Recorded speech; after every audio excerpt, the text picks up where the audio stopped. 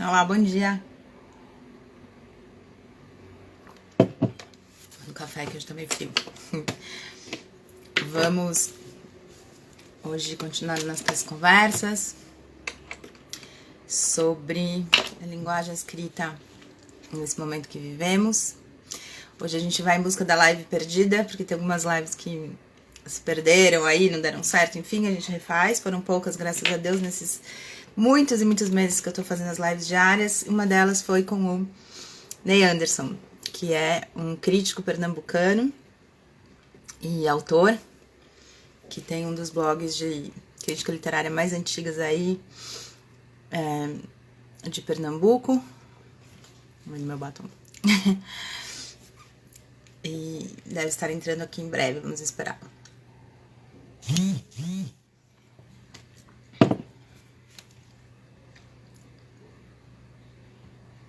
Já avisei ele que eu entrei.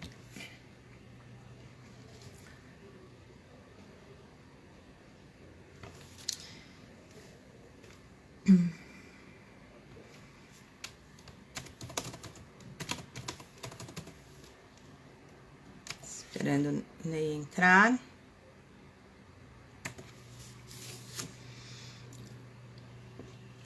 Às vezes eles se perdem aí pelas redes virtuais.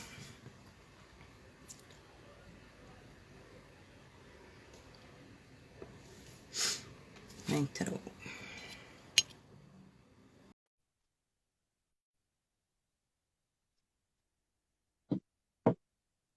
Bom dia.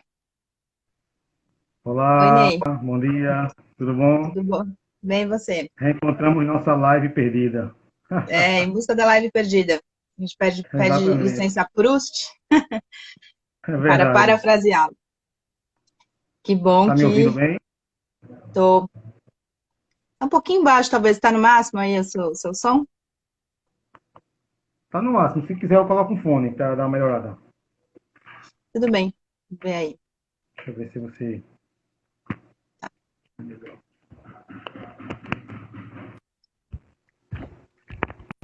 Epa,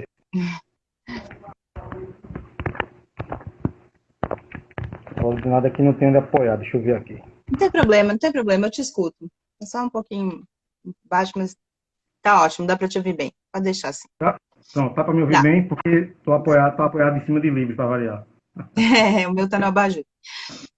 Bom, vamos lá, né? Da última vez a gente ficou sem a sua imagem, né? Mas agora tá tudo Verdade. certo. Vamos começar do começo, né? O nosso título é A Linguagem da Crítica e da Ficção. Eu queria que você falasse um pouco começasse falando um pouco desse trabalho de crítica que você faz nesse site que você tem, né? Que você é Angústia Criadora. E queria que você falasse um pouquinho desse trabalho com a crítica. Por que que você começou e por que que continua aí por tanto tempo fazendo isso? Certo. Bom dia a todos, né? Vamos continuar essa... Vamos fazer do zero essa live que a gente começou, deu um problema para você ver. Estão fazendo uma reforma no apartamento ao lado. Se por acaso ficar muito ruim, eu vou ter que correr pro quarto da minha filha, tá? É Vai ficar uma ruim, coisa não, é assim, sábado, né? exatamente. Tô começando a bater aqui, enfim. É assim, Uhum. eu criei o site, Paula, em 2011, o site angustiacriadora.com, né? Essa página que a gente está falando agora é o perfil dele no Instagram, do Angústia Criadora, que tem um ano e pouco, mais ou menos, que eu criei já para ser um complemento, assim como a página no Facebook. Uhum. E assim, a intenção de criar o Angústia Criadora foi porque eu sempre gostei de ler, né? Gostei muito de estar envolvido com leitura, com livros.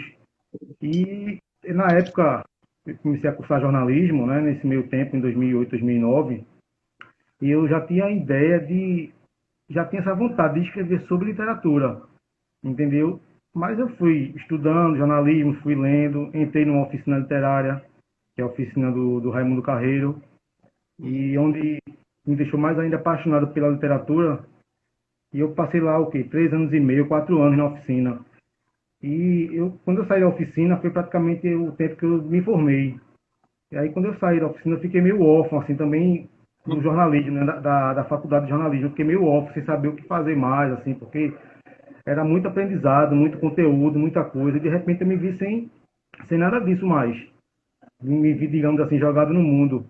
Foi Uhum. quando eu tive a ideia de criar o site para poder começar a explorar alguma coisa que eu nem sabia ainda como é que chamava aquilo, né? Eu não sabia se era uma crítica literária, ou se eu ia colocar textos de ficção.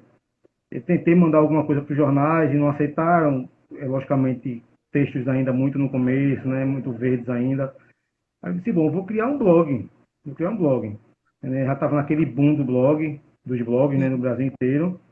E eu criei por uma plataforma gratuita, né, e dei o título de Angústia Criadora, que no primeiro momento as pessoas acham até estranho, mas eu acho que é um título super literário, assim, que não é muito óbvio, mas que Uhum. tem tudo a ver com a proposta de sempre, assim, porque nasceu, o título, inclusive, nasceu por conta da oficina, porque o Carreiro, ele sempre falou sobre a angústia do criador, não é a angústia de ficar, de não escrever, daquele mito da tela em branco, da página em branco, mas é a angústia que o criador tem na hora de criar uma cena, um diálogo, o que fazer, o que colocar, onde encaixar tudo isso.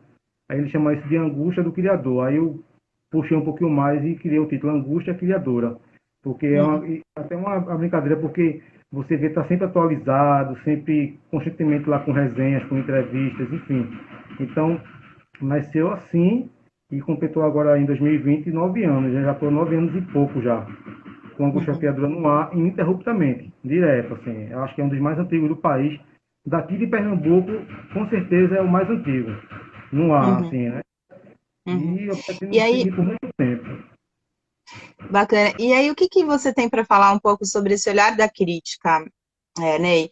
Qual é a importância que você vê nesse tanto tempo aí que você está escrevendo? Qual é a importância da existência da crítica, né? Se fala muito mal da crítica, hoje cada vez a gente tem menos espaço para crítica, ainda mais a crítica literária, né?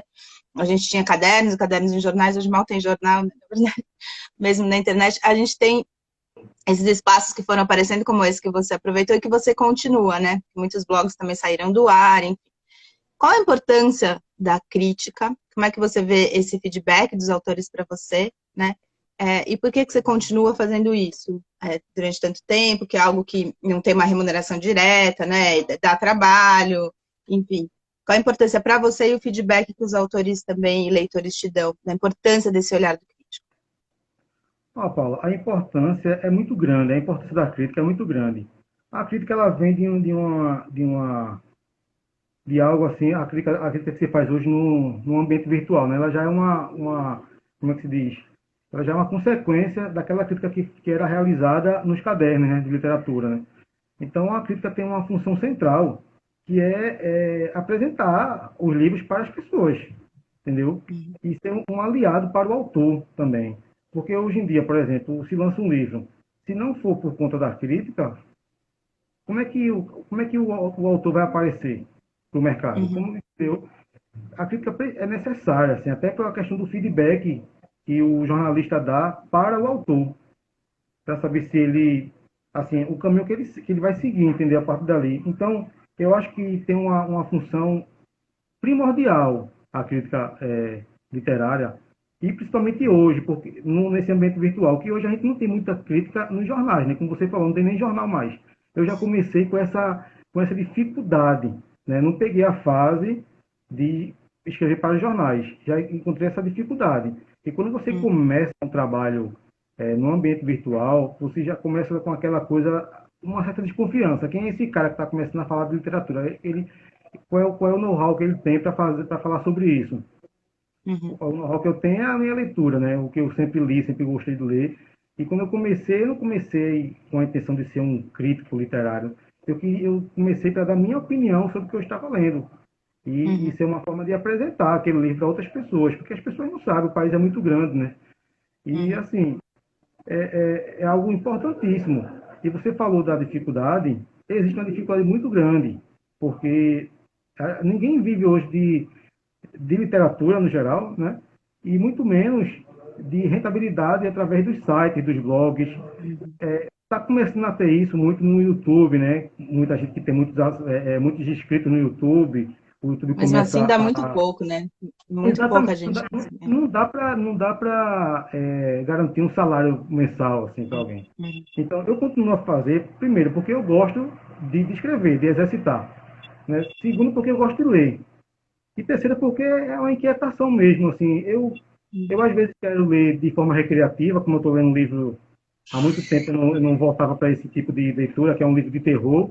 Não vou ler vou ter essa semana para ler uma leitura, fazer uma leitura recreativa. Aí eu já me pego de caneta na mão, anotando tudo no livro, anotando o pensamento, mesmo sem fazer resenha, sem nada disso. Então já é uma coisa que já absorvi isso para mim, entendeu? É uma coisa até, é aquele mito de Sísifo, né? O cara sobe com a pedra, aí pensa que acabou, aí começa tudo de novo. É uma coisa que fica assim, entendeu? E é por isso, né? Porque eu gosto de fazer. Se não gostasse, dificilmente eu estaria aqui, se eu fosse pensando exclusivamente ou somente em dinheiro, assim, em uma rentabilidade. Embora eu gostaria muito que alguém anunciasse, que tivesse parceiros, né? Aí funciona dessa forma. Tá? E qual é esse feedback dos autores, né? Qual é a importância? Quer dizer, você está falando um pouco da importância para você e a importância para quem lê, né? E para os autores, como é que é esse diálogo? Você tem esse diálogo com os autores quando você faz as críticas? Ao longo desses anos, imagino que você tenha tido bastante, enfim, já contato com alguns, com outros, até amigos, a gente, né, vai criando nesse ambiente. Como é que é essa lida aí com os autores? Só pondo aqui que a Lê Albi falou, resenha todas as leituras, não consegue escapar. Você falou que você resenha tudo, Obrigado. tudo que você vai. Obrigado. Tá vendo? Isso aí é o pagamento da gente, né? A Lê é uma Uhum. querida, eu gosto muito dela, uma escritora muito boa. Está com o segundo livro agora, um livro de contos chamado Velhos. Um livro muito bom. O anterior também foi muito bom. Enfim, quando eu comecei o Angústia Criadora, Paula, eu pensei assim, primeiro eu vou ter que buscar algum tipo de parceiro para poder começar a escrever sobre isso, porque sobre literatura, porque não tem como comprar tudo que sai. É impossível, né? Se você É. for uma pessoa de classe média alta, autista, que eu não sou. Eu sou um pobre rapaz latino-americano, né? Sem dinheiro no banco. Aí eu fui atrás primeiro eu fui atrás das editoras, entendeu? E a minha surpresa foi tão grande assim que no comecinho mesmo, assim, já que o blog nasceu em maio de 2011. E já nesse mês eu fui atrás das grandes editoras, as duas principais, a Record e a Companhia das Letras. E as duas aceitaram mandar livros para mim, entendeu? Aí eu já fiquei naquela, poxa, bacana, né? Já tive esse retorno bom. Já comecei a receber livros de autores que eu não conhecia, tal. E nesse meio tempo, os próprios autores foram entrando em contato comigo, né? Como entram até hoje. E o feedback tem sido muito bom, sempre foi muito bom. Porque eu acho que eles entendem, né? Que o que eu faço é algo sério, entendeu? É algo que realmente não é uma sinopse, não é uma leitura recreativa, como eu falei, para botar uma sinopse no site. Tanto Uhum. minha leitura são críticas, assim, não é crítica no aspecto de ser negativo, são a leitura analítica, né? Eu analiso o livro, eu falo, é um texto um pouquinho mais longo, eu estou diminuindo um pouquinho mais agora, mas antes eram textos muito longos, assim, porque eu aproveitava essa questão de que não tem limite, né? Uhum. Então, o feedback dos autores sempre foi muito bom, tirando um ou outro, né, que assim não acha legal a crítica, que isso faz parte, né? Uma Uhum. ressalva que eu fiz sobre determinado livro, né, que alguém não gostou, mas isso faz parte, né? Isso, Uhum. eu tô sentindo agora como autor isso faz parte, né? Uhum. Então tem sido bom, tem me agradado, assim, de fazer, entendeu? É por conta dele, desse trabalho, desse site que eu estou conversando com você aqui agora. É Sem ele, eu acho verdade. que seria impossível, assim, entendeu? Uhum. É uma vitrine para mim. O Angústia Criadora, eu tenho um enorme carinho pelo site, por esse trabalho, porque é uma vitrine para mim. Uhum. Eu me formei jornalista, mas talvez se não tivesse sido o trabalho no Angústia Criadora, eu tivesse ainda tentando me descobrir, ou numa área que eu não tivesse tanto interesse, enfim. E hoje eu sei Uhum. que, digamos assim, entre esses todos, eu sou alguém que eu sou lembrado por conta disso. Uhum. Eu queria que você falasse um pouco agora numa questão de, digamos assim, de forma e conteúdo, né? Quando a gente está nisso que você falou, um pouco nessa confusão aí, né? Como se a crítica primeiro tivesse só a ver com gosto, eu gostei ou não gostei, e aí a gente está nesse momento muito, né, de dicotomia, né? Um gosta, outro não gosta, enfim. Queria que você falasse a diferença que tem da crítica entre o gosto, apesar de enfim, ter a questão do gosto sempre, né? Mas o que ela vai além dessa questão do gostei e não gostei, e a diferença de um texto jornalístico para um texto crítico, né? Qual é essa, digamos, esse filão aí que você, no qual você vai para escrever as críticas? O que tem de conteúdo, né, nessas críticas? E É, é forma, né? muito, é muito próximo essa questão do jornalismo e da crítica, né? Anda muito em conjunto, né? Mas tem uma coisa que isso eu já só comecei a perceber depois de um tempo, é que o jornalismo, quando se faz uma divulgação de um livro, o jornalismo basicamente ele não entra muito em aspectos, por exemplo, técnicos do livro. Uhum. Eles digamos que é uma, não estou dizendo que isso é o geral, tá? Mas geralmente é assim, digamos, é uma sinopse melhorada.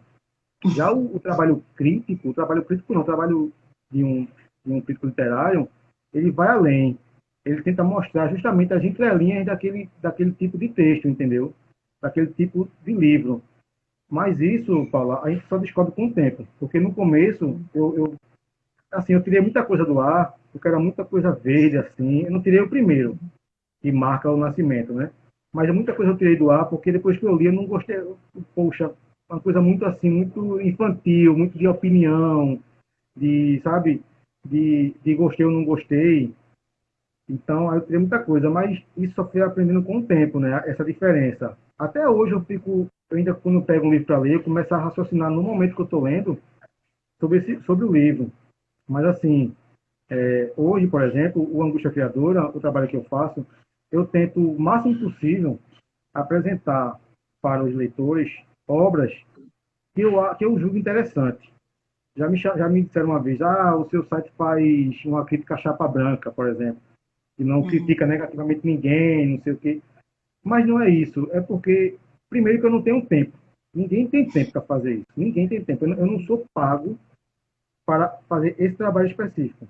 Talvez se Uhum. estivesse sendo pago, né, para todo tipo de livro que chegasse, tivesse que resenhar, aí sim eu poderia pensar nessa questão. Mas como eu não tenho tempo, eu prefiro muito mais me debruçar, perder, porque é um dia de trabalho, depois que você lê um livro, é um dia inteiro ou até mais para você organizar as ideias, escrever. Então, é um tempo. Então, eu prefiro usar esse tempo para apresentar algo que eu julgo interessante, entendeu? Isso Uhum. não quer dizer que eu não critique negativamente nem faça ressalvas, eu faço.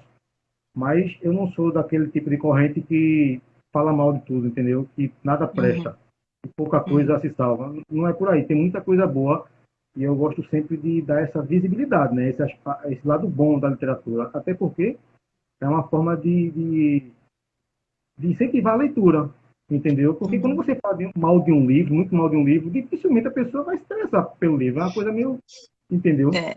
Tem Uhum. outros que fazem isso. Então, como é um campo muito extenso, esse quebra-cabeça vai sendo montado e o leitor fica livre para esse tipo de escolha, entendeu? Uhum. É interessante você falar isso, né? Porque o papel do crítico também um pouco é esse, né? Quer dizer, com aquilo que você fala de interessante de um livro, você faz com que as pessoas se interessem para ler, né? E nesse momento a gente precisa muito disso, sempre precisa, né? Agora mais do que nunca. Eu queria que você falasse um pouco dessa questão da crítica brasileira, né? Se você chegou a estudar, digamos, não academicamente necessariamente, mas essa tradição crítica de literatura, que a gente tem uma tradição crítica forte, potente, né, de grandes autores. Como é que é isso? Se você enxerga dentro dessa tradição crítica correntes diversas, se você se, digamos assim, filia a alguma delas, como é que você vê assim, essa nossa tradição da crítica literária? Veja só, eu nunca estudei crítica literária assim na academia. Uhum. Tenho vontade, mas como forma de conhecimento, sabe? Porque eu tenho um sede muito grande por conhecimento. Eu sou agoniado por natureza. Eu acho que todo pernambucano é assim, né? Então eu tenho essa vontade, essa ânsia. Estou pensando, por exemplo, em fazer uma pós-graduação em escrita criativa. Tô com muita vontade de fazer, não para me formar, digamos assim, que é importante, mas não para ser intenção de ter um diploma de escritor, não é isso. Uhum. É conhecimento, entendeu? De agregar conhecimento, assim como a oficina. Muitas pessoas criticam a oficina hoje em dia, mas sem conhecimento de causa, ou porque participaram de algumas oficinas que o professor, por exemplo, não tinha essa expertise toda, essa experiência toda para transmitir. Mas quando você participa de uma oficina com alguém com um gabarito, com uma obra, aí aquele espaço ali serve muito mais de para agregar conhecimento, para estimular conhecimento, estimular a leitura, e eu sempre adorei isso, entendeu? E, de fato, dentro da tradição da crítica literária, e eu vejo muito isso hoje, existe sim, existem as correntes, existe. Determinado crítico não fala sobre determinado assunto, isso é normal. Eu me encaixo numa situação de quase independência, assim. Eu não faço parte de grupo. Já me disseram isso, eu nunca me filiei a nenhum grupo, né? O que a gente chama aqui no Recife de panelas. Eu nunca me filiei a isso, não. Eu Uhum. fico meio solto pelo mundo, escrevendo, recebendo os livros e Uhum. tentando produzir, entendeu? Sem esse pensamento, digamos assim, profissional, aquela coisa para talvez me deixar engessado em alguma situação, não. Eu prefiro ser um pouquinho mais livre nesse sentido, então, para não Uhum. ter cobrança depois. Não que eu não consiga receber cobrança, mas eu prefiro ser mais livre, assim, ter um pensamento Uhum. mais solto, ter uma escrita mais solta. Agora, é importante, a crítica acadêmica, ela é importantíssima, isso é inegável, né? Veja a tradição, né? Mas eu acho que uma coisa complementa a outra, entendeu? Uhum. Acho que é bem Você fácil o falou, meu trabalho por aí. você critica, né, faz críticas basicamente também de literatura contemporânea, né, de autores vivos.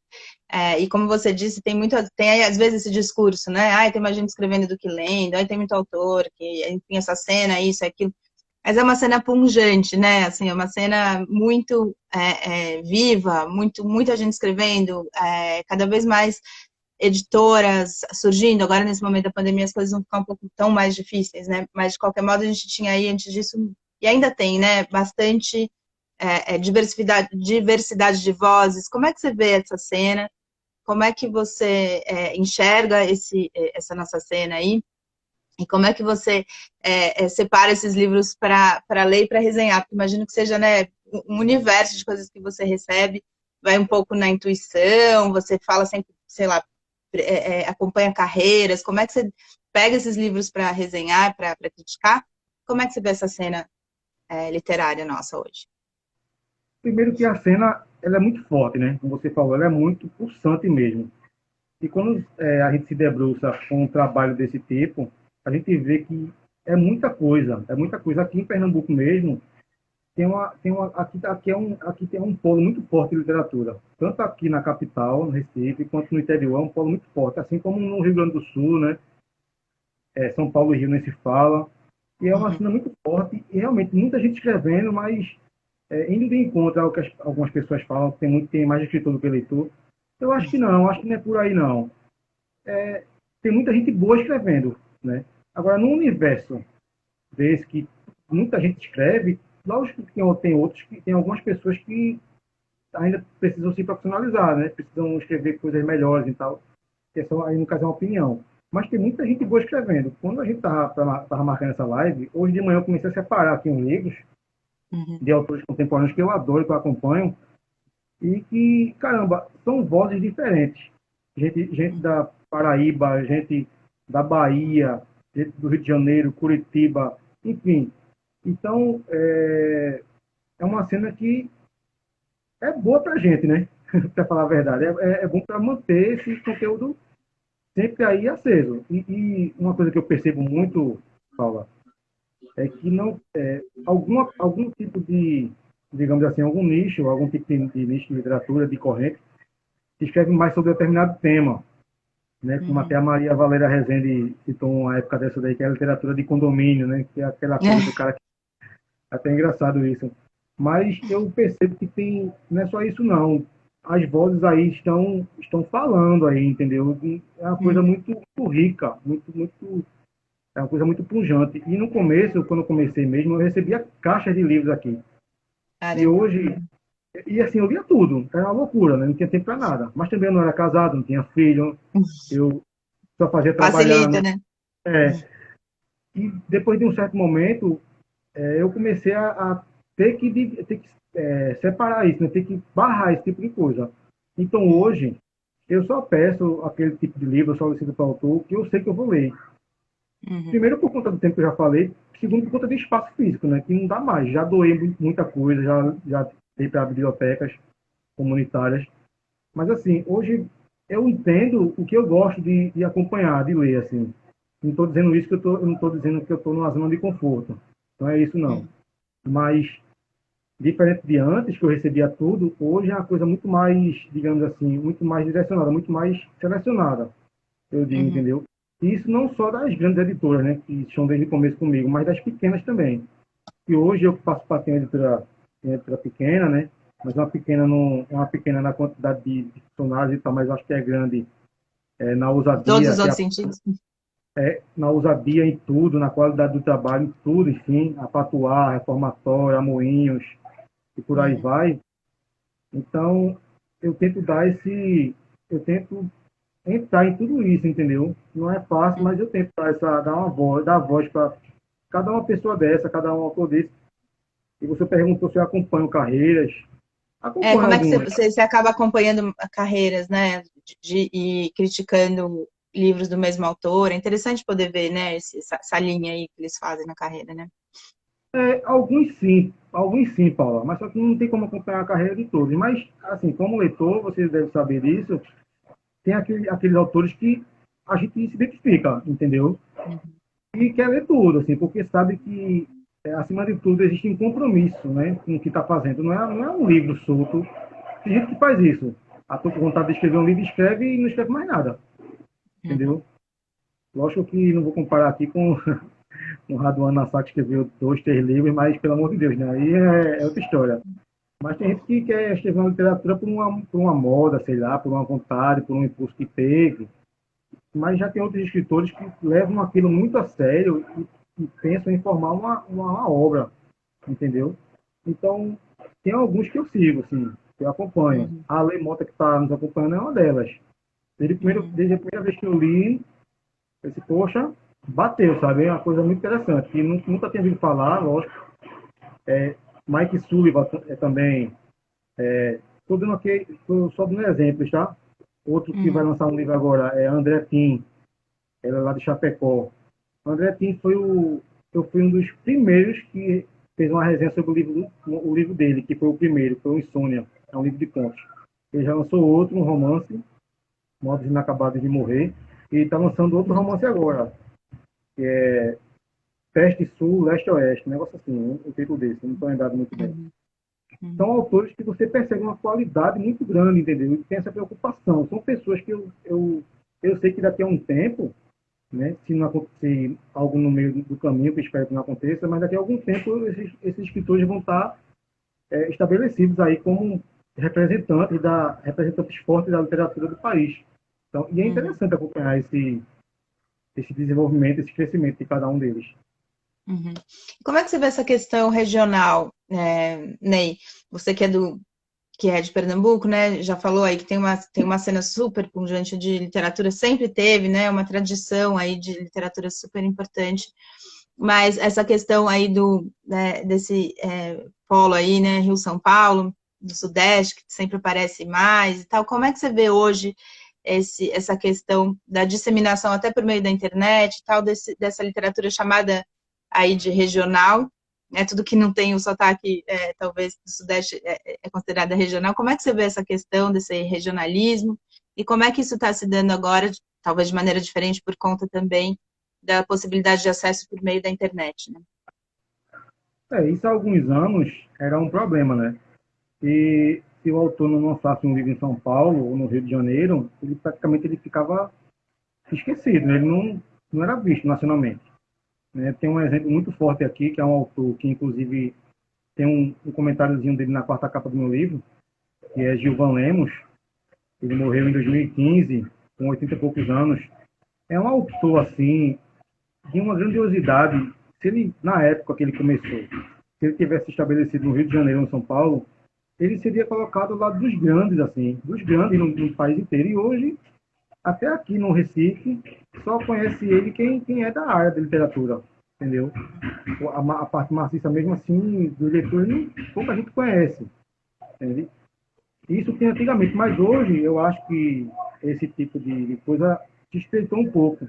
existe ainda, claro. Se a gente vê, por exemplo, os prêmios literários, os ganhadores, as indicações, a gente vê um ou outro do Nordeste, sobretudo Paraíba, Pernambuco, né? Ceará, a gente vê um ou outro do Nordeste concorrendo lá nas cabeças, entendeu? Não é por falta de qualidade, não, é porque tem isso, né? Tem isso também. Agora, estreitou. Por exemplo, hoje a gente tem, aqui no Recife, tem 3 jabutis, né? Que é de Sidney Rocha, de Marcelino Freire e de Carreiro. Sidney é do Ceará, mas é radicado aqui em Pernambuco. Tem Ronaldo Corrêa de Brito também, que é um grande vencedor de prêmios, e as pessoas Poeta maravilhoso, né? também, as pessoas leem a literatura do Ronaldo Corrêa de Brito, sabe? Tem o Cristiano Aguiar, que ele é professor aí da Mackenzie de São Paulo, e foi selecionado para a revista Granta, aquela Granta dos brasileiros. Então, isso hoje está mais dissolvido, mas ainda existe uma barreira, assim. Se você for observar, existe uma barreira, mas a internet tem auxiliado muito esse tipo de situação. Eu mesmo estou sentindo isso hoje em dia, o que a internet está podendo possibilitar, entendeu? Mas no começo era praticamente impossível. E tem essa confusão do regionalismo, né? Do regional, que é uma confusão, né? Justamente por conta do desconhecimento, eu acho, ainda por parte da crítica, as pessoas confundem essa coisa do regionalismo, regionalista, não sabem nem o que é. Né? A internet tem que brigar com isso, né? Tem que lutar com esse tipo de estereótipo, né? Tem gente ainda que pensa ainda que vai ler um livro escrito por um nordestino, mas tem que ter sotaque, assim, tem que ter esse sotaque daqui, né? Não necessariamente precisa acontecer isso. Só se o personagem pediu o sotaque. É outra história, mas ainda tem essa coisa um pouquinho colada, o que é um desconhecimento, entendeu? Uhum. O que você está dizendo um pouco é que não é necessariamente, não tem algo que marque o fato de você, por exemplo, sei lá, ser um autor pernambucano, todos os autores pernambucanos, de modo geral, vão ter algo em comum. É isso que você está dizendo. A literatura pode vir do Nordeste ou do Sul e ser diversa entre os vários autores. É isso que você está falando. Não tem necessariamente que ter essa marca. Isso seria um olhar um pouco estereotipado desses autores. É, aqui mesmo, por exemplo, tem uma corrente muito forte de literatura fantástica, entendeu? Mas que isso não aparece muito no Brasil. Literatura de terror, por exemplo, quadrinhos de terror, por exemplo, entendeu?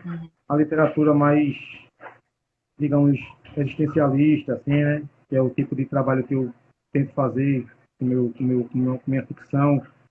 E também tem a questão que autores que falam da seca, que falam desse Nordeste profundo, e é necessário.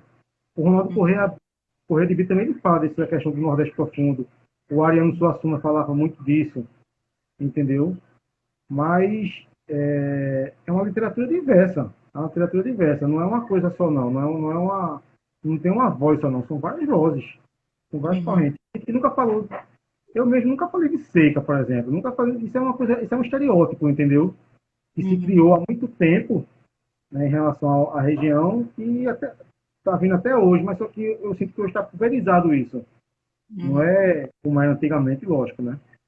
Mas ainda tem um pouquinho esse estereótipo, assim. Então, o que você está falando um pouco é que tem muitas vozes. Eu queria que você falasse um pouquinho, aproveitando, né, que você está aí, você é daí. Queria que você falasse um pouco dessa cena contemporânea, né, aí do Recife ou de outros lugares com os quais você entra em contato. O que tem nessa cena de específico ou de diferente? Que vozes são essas? Como é que você enxerga essa? A gente falou de modo geral, né, do Brasil, mas como é que você enxerga essa cena particular, digamos aí, dessa região onde você mora, né, e conhece profundamente? Veja, Paula, é uma cena que, como eu te falei antes, tem muitas vozes, muitas correntes de pensamento, né? Mas tem uma coisa muito forte aqui, que é a questão da poesia. A poesia aqui é uma coisa muito forte, né? Você não pode vir ao Recife, participar de um evento de literatura e não ter isso, porque isso é uma coisa já centenária, já que faz parte do nosso viver aqui, dos repentistas, da poesia. Tem a questão da poesia feminina aqui, que é muito forte, muito forte. Eu até estava falando com você ontem sobre uma poeta daqui, Cida Pedrosa, que ela é desde os anos 80. entendeu?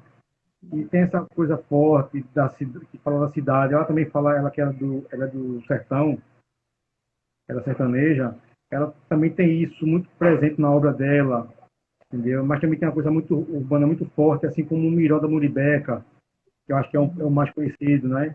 Daqui Uhum. nessa situação. Tem a Luna Vitrolira, que é uma poeta que tem uma expressão oral assim muito forte. Lançou um livro recentemente, mas a força dela mesmo assim é a questão da interpretação, né? E você está no estado, por exemplo, onde morou, onde viveu Ariano Suassuna, sabe? Ascenso Ferreira, João Cabral Melo Neto, Manuel Bandeira, sabe? Aí vem os contemporâneos, Raimundo Carreiro, Sidney Rocha, Marcelino. Então, é uma cena que é fortíssima, é um dos principais polos hoje em dia do país, sem dúvida nenhuma. Tanto é que os eventos daqui, eles sempre são colocados assim como os maiores, assim, disputando com o Rio e São Paulo. Hoje não mais, por conta de toda uma questão de crise financeira, mas, por exemplo, a Bienal do Livro daqui era a terceira do país, só perdia para São Paulo e Rio. Entendeu? A gente sediou por muitos anos aqui a Fliporto, que foi feito nos moldes da Flip, e que era uma coisa assim absurda, era enorme. Hoje não existe mais por conta de questões financeiras. E vários eventos que toda semana tem alguma coisa, todo mês tem algum evento aqui, tem festivais, e tem gente. É uma cena que é uma cidade que é muito literária. Você Uhum. caminha por aqui e você se depara com estátuas de poetas, de escritores, de cronistas. É um negócio, é uma cidade muito, uma tradição literária muito forte em todos os sentidos, entendeu? E eu acho que é um ganho muito grande para a literatura que se faz no país, essas vozes daqui, entendeu? É um ganho muito grande, porque como existe essa pluralidade de um país continental, se junta com as vozes daqui, as de São Paulo, do Rio, Curitiba, do Rio Grande do Sul, e a daqui tem essa força muito grande, né? As pessoas Uhum. daqui acho que já nasceram poetas. Uhum. É, se fosse assim era fácil, né? O É, José Hilton falou, Pernambuco sempre foi celeiro de grandes talentos, né? É verdade, né? Dos maiores talentos aí da literatura, muitos vêm da literatura brasileira, muitos vêm daí, né? Dessa questão da escrita que você tem, de crítica e tal, você também foi para outro lado, digamos, né? Outro lado do balcão. Você escreveu um livro, tem seu primeiro livro que você lançou, né? Como é que foi essa passagem? Por que que você, enfim, como é que foi essa? Você sempre escreveu, né? Mas por que que você decidiu lançar esse livro? Como é que foi se tornar também autor publicado, né? Depois de tanto tempo aqui, escrevendo crítica. fazendo meu lobby, né? O Espetáculo da Ausência, Uhum. pela Nome lindo, editora da Patuá, Patuá. né? Capa linda, né? Essa capa é do Leonardo Matias. Uhum. O Meu nome é ver. bonito. Oi? O nome do livro é bonito, o título. O Esse Espetáculo da título Ausência. ele já nasceu na reta final. Estava muito grilado com o título. Era outro É título. difícil dar título, né? Eu também tenho muita Ai, dificuldade. péssimo. E é assim, Paula. Eu, eu sempre me considerei escritor, entendeu? Sempre que eu falo, é ali desde 2005, por aí, 2004, porque eu sempre escrevi. Mas quando eu entrei na oficina, isso começou a ser ficou muito claro para mim. E esse livro começou a ser escrito em 2011, praticamente na época que eu criei o site. Então antes de 2011, 2010 eu acho. Então 10 anos eu passei escrevendo esse livro, mas não escrevendo todos os dias, né? Aquela coisa não, né?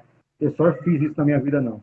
Eu fui amadurecendo as minhas ideias para poder, sem pensar em publicação, sem nada, embora já nesse meu tempo eu tenha lançado vários contos de antologias.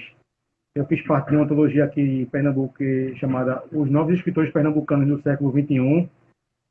Foi um recorte bem legal, tinha acho que 30 escritores, eu estava lá. Eu fui finalista de um prêmio aqui, com um conto que até está nesse livro, que é o conto que abre esse livro, eu fui finalista do prêmio.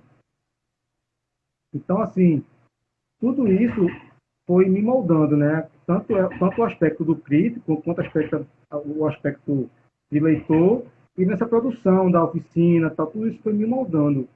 E Uhum. eu já escrevia, não parava de escrever assim, sempre anotava, eu sempre fui uma pessoa muito atenta a tudo ao meu redor, sim.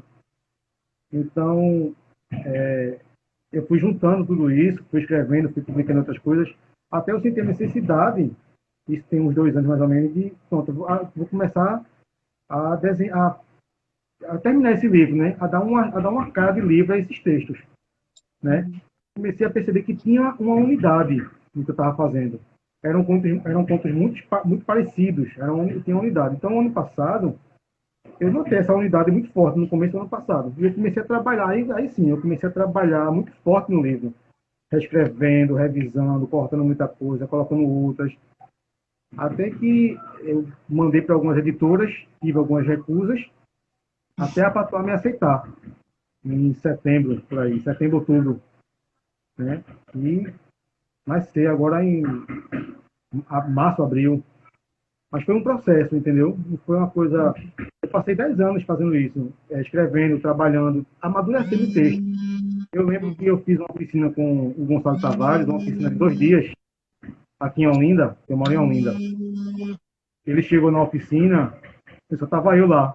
E foi tão bem divulgado que não tinha nenhum participante. Foi maravilhoso. Assim, eu passei 2 dias, uma oficina particular com um dos grandes autores da literatura contemporânea, assim. Uhum. E eu lembro que no primeiro dia ele me pediu um texto que eu levei, né? Um texto, ele leu o conto. É um conto que está aqui, mas é um conto tá ainda o espectro do conto que eu escrevi que mostrei para ele. É outro conto, na verdade. Eu mostrei para ele, o Gonçalo, ele passou meia hora lendo lá.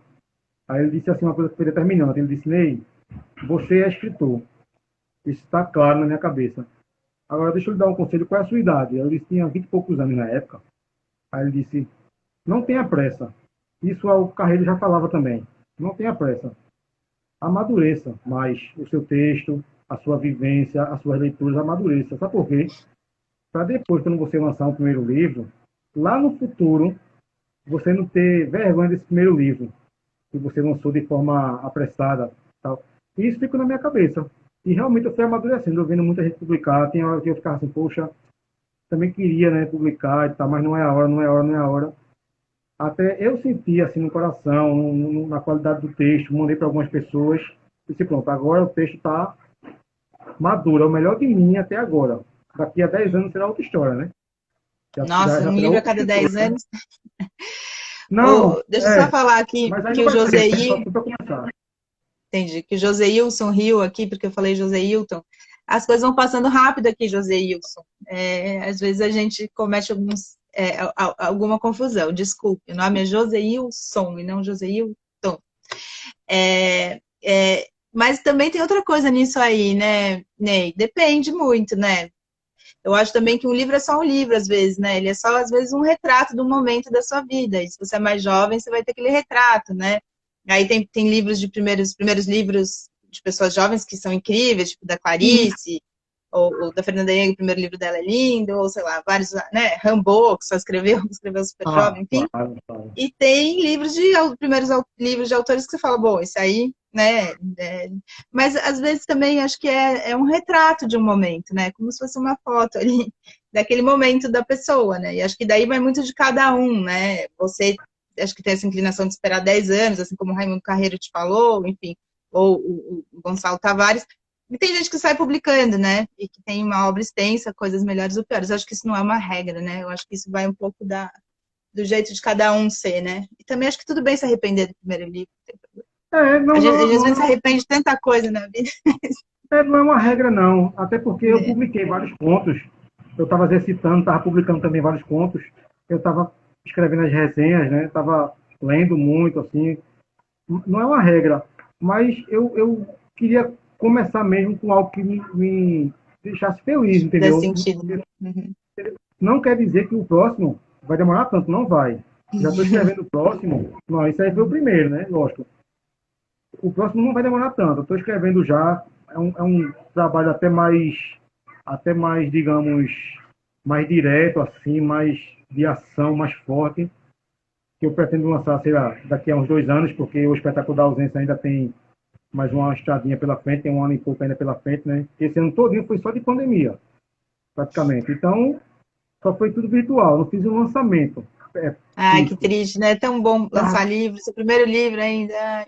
Eu acho Pois que o é, mais mas, legal é o lançamento. Eu brinco que eu só escrevo para lançar. mas você sabe, Paulo, que eu estava com muita ansiedade em relação a isso.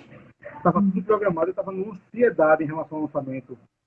Será que vai alguém? Não sei o quê, aquela coisa de iniciante, né? Ah, mas isso é E sempre, viu? Todo eu livro que você imagino. lançar, você fica aflito. Eu imagino, até com cantores famosos que o cara já está 50 anos aí, ainda está com frio na barriga, que eu acho que o frio na barriga é o que é importantíssimo para o artista. Uhum. Mas assim, você sabe que tem acontecido uma coisa muito interessante que é a receptividade do livro. Eu lancei um livro de forma virtual, assim, não que o livro seja e-book, mas eu lancei o livro assim, sem estar O lá lançamento virtual do fisicamente. livro físico, né? Exatamente. O livro começou a rodar no Brasil inteiro, as pessoas começaram a ler, os portais, os jornais começaram a dar publicidade, a dar matéria, a dar resenha, e todos falam muito bem do livro, assim. O que, poxa, isso me deixa muito agradecido, sabe?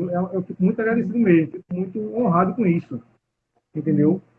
Porque é uma coisa muito curiosa, no meio disso tudo, está acontecendo isso, entendeu? Uhum. Parece Bom, que também, contanto já que você tá, escreve dos outros, sobre os outros, né? Era bacana que acontecesse com você. A Rosângela Felipe, né? A Rosângela Felipe falou que, por sinal, seu primeiro livro é ótimo, viu? Olha, obrigado. ela também achou. E eu estou vivendo É. essa emoção do primeiro, né? Essa emoção Uhum. é muito gostosa, assim. Se eu soubesse, eu tinha feito antes.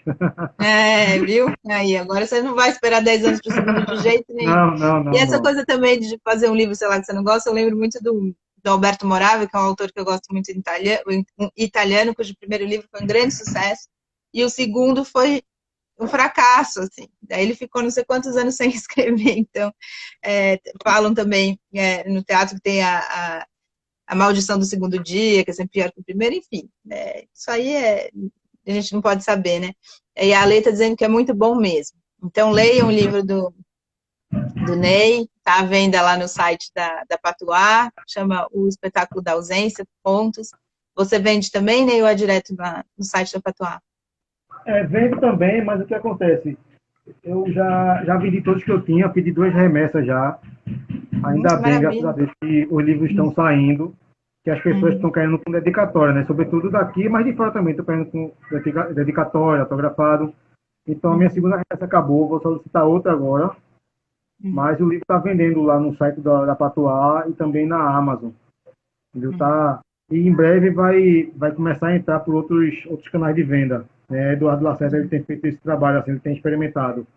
Colocar em Uhum. alguns sites desse mais populares, né, de eletrodoméstico, assim, Eu que vi depois Magazines Luiza também, né? Tá que é testando, né? importante. Eu adoro isso, sabe, Paula? Eu, Uhum. quando eu vou em supermercado, eu fico procurando algum lugar com um link, algum espaço para livro lá. Eu acho interessantíssimo aquelas gôndolazinhas com aquele livro de bolso. Eu acho aquilo maravilhoso. Eu Uhum. queria muito fazer isso, mas só que não dá para fazer. Porque você Uhum. deixa, espera vender, vai receber quando o valor? Aí é uma coisa que a gente acaba tendo que vender dessa forma, né? Ou com o autor ou com Uhum. a editora. Não dá para deixar em Uhum. livraria, em banca de revista, não dá. Infelizmente, é Uhum. inviável. Uhum. E você falou que no começo você já começou escrevendo para as grandes editoras, no começo do site, né? Porque a gente está falando de Sim. você como escritor, eu voltei um pouquinho ali atrás. Você entrou em contato com editoras grandes que te mandaram livros e tal. Como é que você vê essa diferença entre as grandes e as pequenas editoras, Ney? De selecionar os autores, questão gráfica. Hoje em dia tem uma diferença muito grande em relação a essas editoras. O que faz aí essa cara de editora pequena e grande? Como é que é esse trabalho com as editoras? Como é que você vê isso? Você que recebe os livros bastante, enfim, como é que você avalia esse universo editorial brasileiro? Eu acho que a primeira diferença é a quantidade, é a tiragem, primeiro. A primeira é a tiragem. Uhum. De uma editora grande para uma editora pequena. E que o trabalho em si, o trabalho gráfico, você observa, é um trabalho muito bonito da Patois. Em Uhum. relação a isso, mas o que diferencia uma coisa da outra é a força que eles têm de pessoal, né? De divulgação. Uhum. Hoje, por exemplo, a gente sofre um pouquinho para divulgar o livro. Eu mesmo estou fazendo esse trabalho, eu mesmo, enquanto autor, que é até uma coisa desgastante, Uhum. entendeu? A Lacerda também ajuda, mas uma editora grande, ela tem um departamento de comunicação para fazer esse trabalho. Você percebe isso, eu tenho notado isso como autor agora, entendeu? Gente que começou também agora, teve a chance de entrar com o primeiro livro ou segundo, e tem esse feedback muito mais forte, entendeu? Em relação aos autores, eu não vejo tanta. Tem ainda, Paula, a questão de um certo recorte, sim, entendeu? Determinadas correntes de pensamento, determinados autores. Hoje está mais diverso essa situação, né? Mas, Eu não entendi o que você está falando. Você está falando que tem uma certa corrente de pensamento que está nas editoras maiores? É isso que você está falando? sim, eu digo assim, de lançar determinado tipo de literatura, entendeu? Uhum. Entendeu? Não é, a editora independente, ela tem uma, digamos, ela abraça muito Mais diversidade. mais diversidade. As independentes, ela tem muito disso. Eu percebo muito claramente agora. Já notava isso, mas hoje em dia é muito mais claro isso. Enquanto as editoras grandes, elas têm lá alguma coisa também, mas só que não é tanto quanto as independentes. Até essa coisa de chamada independente essa coisa subentendida, né? O Entendeu? Edu falou para mim que o certo é chamar de pequena. Eduardo Lacerda do Patois. Ele falou que É, não é independente porque depende de tanta coisa que é, de independência não tem nada. Ele falou, é pequeno, mas não verdade. é independente. É É a isso visão mesmo. dele. Concordo. A gente fala independente que já pegou fama, né? O independente, mas é letra pequena. Porque vê, você tem um editor que ele vai lá, ele mesmo vai lá embalar os livros, vai para os correios, entendeu? É uma coisa bem quixotesca, assim. Eu que Uhum. adoro Don Quixote, para mim foi o livro que me fez entrar na literatura, foi Don Quixote, e depois dele nada, tudo foi diferente. Então, Uhum. os editores pequenos, de editora pequena, eles têm isso, né? Imagina, um editor de uma editora grande não faz isso nunca. Você Imagina. imagina, Por não correr. entendeu? Tem todo um departamento para fazer, manda para cá, manda para lá, manda pra... Tem essas dificuldades. Mas também, se você observar, Paula, essas editoras pequenas, elas estão agora brigando de igual por igual Ganhou um prêmio. em relação aos prêmios, tudo isso, entendeu? Então, isso é, se não fosse uma editora pequena, dificilmente eu estaria publicando hoje. É muito difícil entrar na editora grande, porque a editora grande, sobretudo, ela busca o autor que já está meio que estabelecido no mercado. E um Uhum. ou outro autor que não tenha ali publicado é uma aposta. Feito alguns que a gente viu recentemente, é uma aposta. Eles Você viu que o apostam para. Ferrez, por exemplo, acabou de entrar na Companhia das Letras, né? Depois de 20 anos publicando, Veja só, ele acabou de Ferrez. Eu entrar. até comprei o livro dele recente, que eu tinha lido, mas eu não tinha aqui. Eu gosto de ter, que é o Uhum. livro Capão Pecado, né, o clássico dele. Primeiro Então, dele. assim, veja, um cara feito Ferrez, que foi para o Instagram comemorar isso e tal, mais de 20 anos, entendeu? Marcelino Freire foi para São Paulo em 1990 e pouco. Só depois de um tempo que ele começou a publicar com a editora grande. Então, isso tudo tem essa diferença muito clara, que é a diferença, sobretudo financeira, né? Uhum. Financeira, entendeu? O Wagner está dizendo que está lendo Dom Quixote em espanhol, Hum, viu? Ele é está lá ótimo. na Espanha, está aproveitando para ler Ótimo. em espanhol. Ney, a gente está chegando nos últimos minutos da conversa, que hoje não teve intercorrência, é bom nem falar. Outro dia estava conversando com uma pessoa, os últimos 2 minutos As desligou, batidas mas não aqui vai não acontecer. atrapalharam, não, né? Não, deu para ouvir ao fundo, assim, ficou de trilha sonora. É bom dar um charme, né? Dar um charme. Aquela É, coisa do escritor que escreve, aquele barulho. E eu tenho barulho ao fundo. uma criança no quarto amarrada com uma maçã na boca. Tá lá no Olha, quarto. não fale isso, não fale isso. Então, eu queria que você desse algum tipo de dica, indicasse coisas, falasse do seu site também para as pessoas irem lá e desse dicas, não sei, de literatura ou de crítica. Você acha que é bacana para as pessoas nesse momento, para elas lerem, enfim, entrarem em contato? Primeiro que visitem e espalhem aí a palavra, como diz Rafael Montes, né? Indiquem, leiam o Espetáculo da Ausência, que é esse livro que está me dando muitas alegrias, mas tem um percurso grande ainda, tem um caminho longo a percorrer ainda. Vão lá no site, comprem, porque as editoras pequenas hoje estão precisando desse apoio, que não está sendo fácil manter a editora nesse momento de pandemia. As pequenas estão sofrendo horrores. Então, Uhum. por favor, entre lá no site, compre o livro, divulgue para os amigos, entendeu? Você tem certeza que quem entrar no Editora Patuá, no Amoinhos, vai ter um trabalho muito bom, vai ter um O catálogo reformatório muito está com um crowdfunding também para ter ajuda para continuar prosseguindo. reformatório do Marcelo Nocelli, né? Que é editora da Ale Mota.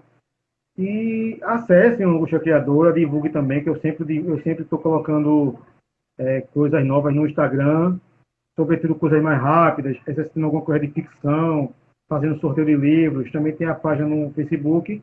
Isso, e o site, né? O site é onde o espaço que eu uso para poder expressar a crítica literária de uma forma mais analítica, né? Uma coisa maior, assim.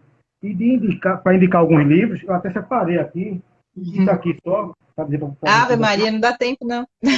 Eu vou dizer alguns, tá? Rapidinho, pronto. Vou dizer dois que eu li recentemente. E cadê? Outro ele vai pegando, vou falar que é o Geraldo, eu tô com medo de errar o nome aqui, mas eu acho que é Geraldo Lavin, né? Falou que tá gostando muito da nossa conversa. O Wagner falou que vai comprar seu livro. E aí a Lê disse assim, apoia reformatório nesse momento confuso. O Ó, melhor vou jeito indicar, de vou apoiar é indicar. comprando livros. E é bom que se diga, Paula, tem quantos minutos ainda? Uns 8 minutos, né?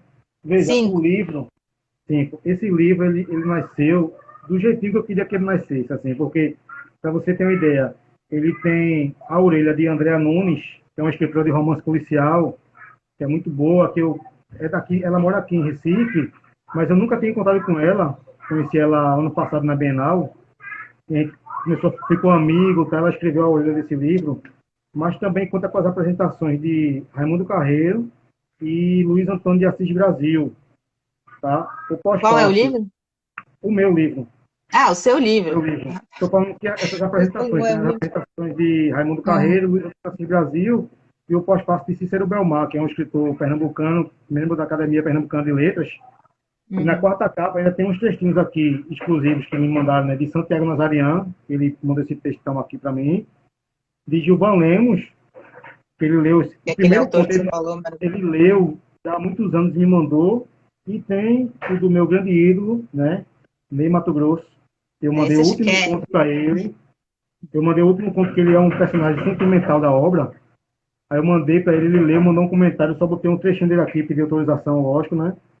Uhum. Aí é um livro que está embalado em muito carinho, esse livro, né? Então leiam. E de indicação, vou indicar alguns aqui, rapidamente, que já falei. Velhos, da Ale Mota. É um Esse é livro da Reformatório. pequenininho, da Reformatória. É um livro pequenininho, mas não se Lindo, engane né? não, viu? Muito lindo. Não se engane não. É porrada atrás de porrada. É um livro muito bom. São contos curtinhos de uma página só. Tá vendo? Veja como eu Uhum. trabalho. Escrevendo, ó. Uhum. Anotando. Tem que não gosta de fazer Também. isso, né? Uhum. Eu escrevo. A gente Ivo na usa o livro. Chuva, que é do Hugo Igor Guimarães, na pela chuva? Não, diferente. Folhas na Relva. Folhas de Relva Editora. Tá com uma resenha lá no site. Isso aqui também tá bom? Tão lindos os livros das editoras, né? Mesmo as pequenas. Então, os livros estão muito lindos. Né? Esse aqui é um autor daqui, ó, João Paulo Parísio, também lançou pela Patual ano passado, esse livro Homens e Outros Animais Fabulosos. É um livro muito na literatura fantástica, maravilhoso esse livro, tá? E eu quero encerrar indicando esse aqui, ó, Solo para Vialejo, da Cida Pedrosa, que é um livro é um poema, é um grande poema, sabe? É um grande Uau. poema. É uma coisa, ela usa essas formas visuais, entendeu? E dá sentido ao que está sendo contado aqui. Então, para indicar rapidamente esses, eu tenho uma pilha Qual que aqui é para indicar. essa editora, Ney? É a CEP Editora. Uhum.